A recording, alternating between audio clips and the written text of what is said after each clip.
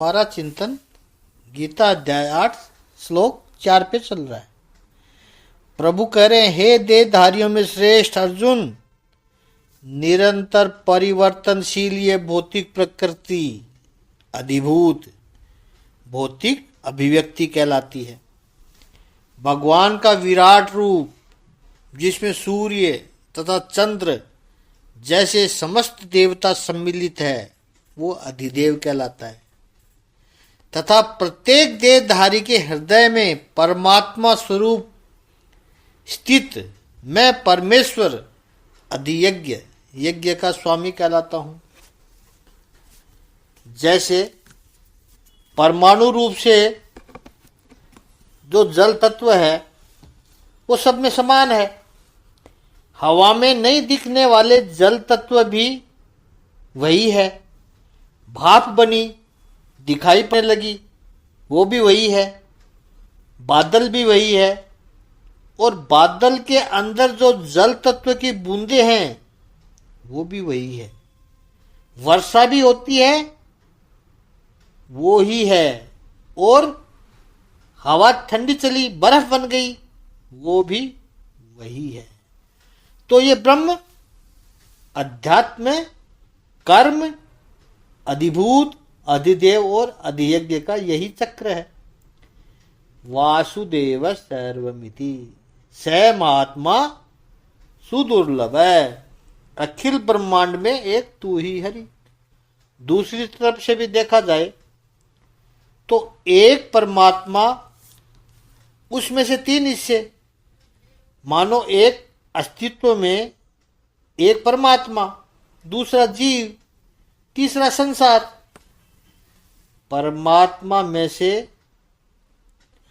दो है ब्रह्म और अधियज्ञ। परमात्मा ये दो है। ब्रह्म जो है वो निर्गुण है क्योंकि सर्वव्यापी है, लेकिन पुरुष को अंदर जब प्रकट होता है पुरुष के अंदर तो अधियज्ञ हो जाता है। अधियज्ञ हमें वात्र देहे। तो शरीर के अंदर जब आता है परमात्मा तो अधियज्ञ बना, वो सगुण हो गया। जीव अध्यात्म स्वभाव वो अध्यात्म है और जीव के अंदर एक एक इंद्रियों में जो ऊर्जा चेतना काम करती है वो अधिदेव है।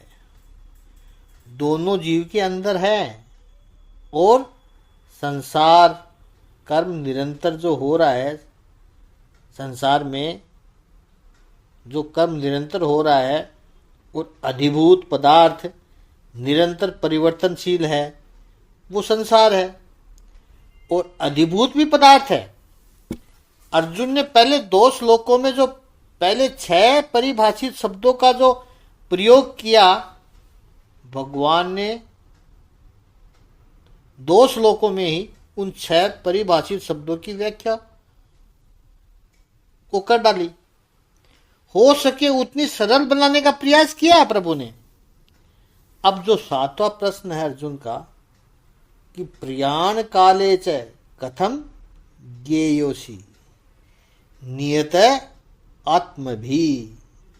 प्रभु प्रयाण काल में आप कैसे समझ में आते हो, आप कैसे जाने जाते हो, मृत्यु के समय कैसे आपका ज्ञान होता है। तो 5वें श्लोक से हम सभी के लिए अत्यंत आवश्यक है ऐसी मृत्यु की तैयारी। उस विषय पर भगवान समझाने का प्रयास करेंगे। तत्व ज्ञान के कुछ महत्वपूर्ण शब्द, कुछ महत्वपूर्ण टर्मिनोलॉजी जिसका हम कुछ दिनों से चिंतन कर रहे हैं और स्पष्टीकरण करने का प्रयास किया है हमने। अर्जुन ने भगवान श्री कृष्ण से ये प्रश्न पूछे कि जो ज्ञान पाया वो परमात्मा भगवान श्री कृष्ण की कृपा से हमारे मन में भी स्पष्टता हुई। ब्रह्म क्या है, अध्यात्म क्या है, कर्म अधिभूत अधिदेव अधियज्ञ क्या है। अब एक एक महत्वपूर्ण विषय का चिंतन आरंभ होता है। और यह विषय सभी के जीवन को स्पर्श करता है। अर्जुन ने परमात्मा श्री कृष्ण ने प्रश्न पूछा, अर्जुन ने भगवान से प्रश्न पूछा, प्रभु प्राण काले च कथम ज्ञेयोषि नियत आत्मभि। 18वें अध्याय के दूसरे श्लोक में पूछा है नियत आत्मभि। देखिए, मृत्यु तो सभी का की आनी है। जो भी शरीर धारण करके आया है, हम थोड़े टेक्निकल शब्दों जो हमें पता चल गए हैं उनका प्रयोग करें कि अधिभूत क्षरो भाव है, जो नाशवंत है, जो प्रत्येक अधिभूत को यहाँ से जाना है। हम सब अधिभूत है, ये शरीर अधिभूत है, ये सबको पता है। मृत्यु तो सभी की होती है, लेकिन मृत्यु कैसे पानी है इसके बारे में बहुत कम लोग चिंतन करते हैं। जीवन तो सभी का चलता है, लेकिन जीवन कैसे जीना है उसके ऊपर बहुत कम लोग चिंतन करते हैं। भूख लगती है तो भोजन तो सब लोग करते हैं, लेकिन कौन सा भोजन करना है, मैं क्या खाऊं क्या न खाऊं, इसका चिंतन बहुत कम लोग करते हैं। तो जीवन जीना एक बात है, लेकिन जीवन उन्नत तरीके से जिए, अच्छी तरह से जीना, उत्क्रांत होते हुए जीना, तो ऐसा कर्म कितने लोग करते हैं। और मृत्यु से डरना, मृत्यु को इग्नोर करना, कोई उस विषय की चर्चा भी करे, छोटा बालक भी कहे, मृत्यु का नाम भी लेवे घर में, तो उसको यही कहते हैं शुभ शुभ बोलो बेटा, मृत्यु की बात भी मत करो। टालते रहने से वास्तविकता तो बदल नहीं सकती है। वो घटना नहीं होगी ऐसा तो हम नहीं कह सकते हैं, घटना तो होनी ही है। यह विषय इसलिए महत्वपूर्ण है कि समग्र विश्व जिससे डरता रहा, समग्र विश्व जिस बात को टालता रहा, उस विषय को, मृत्यु के विषय को कितनी साइंटिफिकली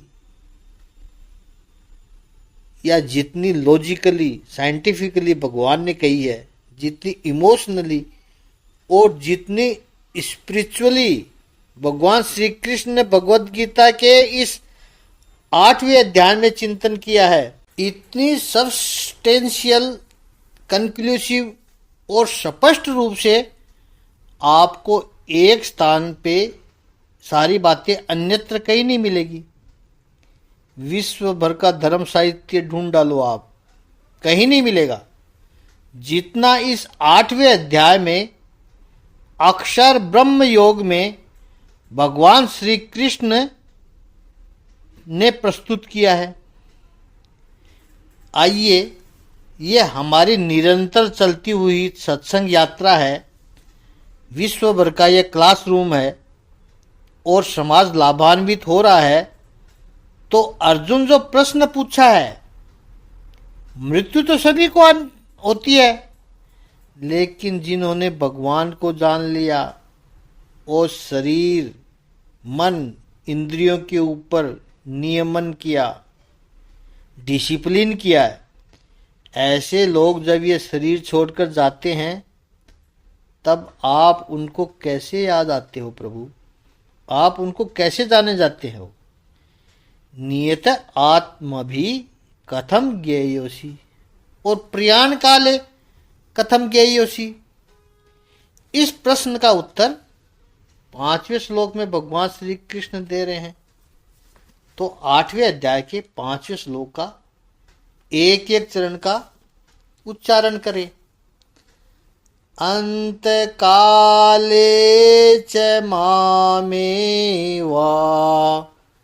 स्मरन् मुक्त्वा कलेवरम् यः प्रयाति समद्भावम् याति नास्तित्य संशय। 8वें अध्याय के 5वें श्लोक का शाब्दिक अर्थ है कि जीवन के अंत में जो केवल मेरा स्मरण करते हुए शरीर का त्याग करता है वह तुरंत मेरे स्वभाव को प्राप्त करता है। इसमें रंस मात्र भी संदेह नहीं है अर्जुन। महापुरुष एक प्रश्न पूछ रहे हैं कि यह शरीर छोड़ने के बाद दूसरा शरीर आपको किस रूप में चाहिए? कोई भी जानवर की जूनी नहीं चाहेगा। सभी की इच्छा यही है कि मनुष्य देह में आने के बाद, समझदारी आने के बाद आगे बढ़े तो बहुत अच्छी बात है। धर्म, पुण्य, साधना सब कुछ न कुछ करते हैं तो या तो मुक्ति मिल जाए, ठाकुर जी के चरणों में जगह मिल जाए, और यदि आना ही पड़े दोबारा तो कम से कम मनुष्य तो बने, उससे तो नीचे न जाए।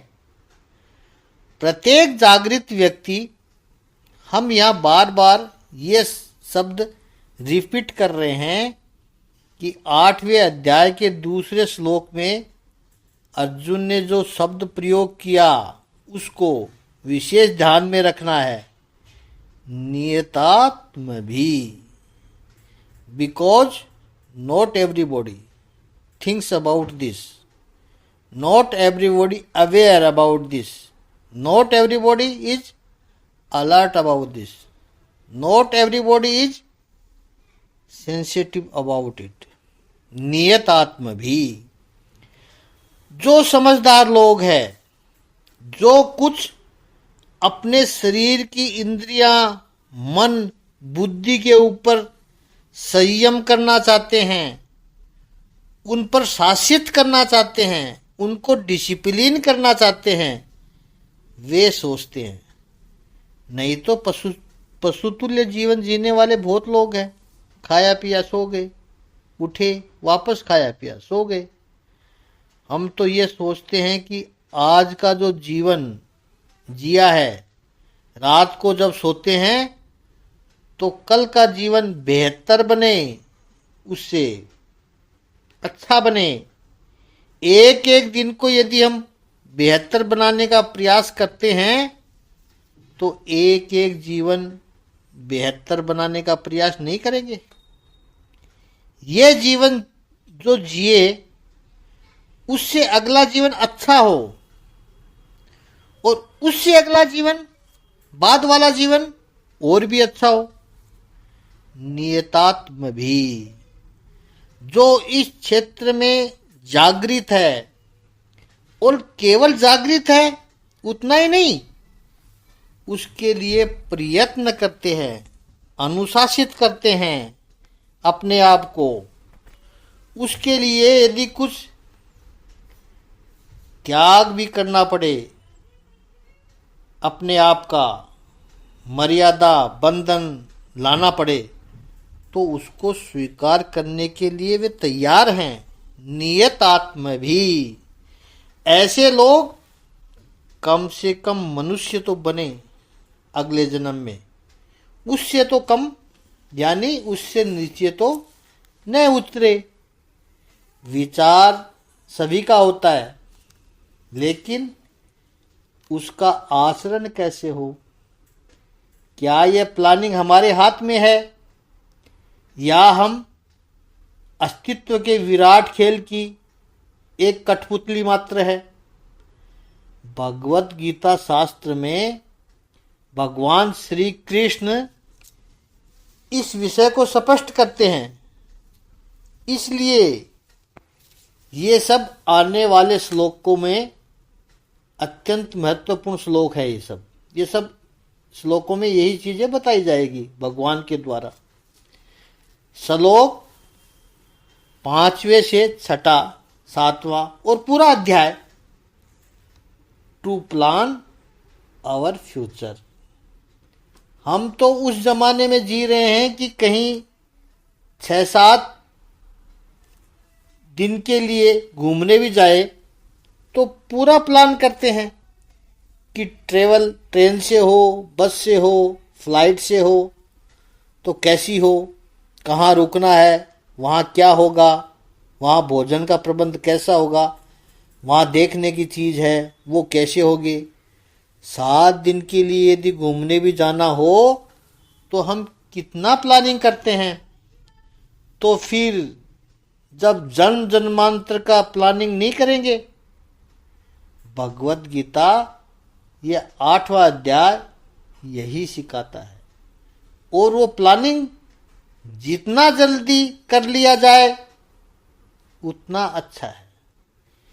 इस विषय पर आगे चिंतन कल करेंगे। ओम श्री सच्चिदानंद भगवान की जय। ओम श्री आनंद गंध भगवान की जय।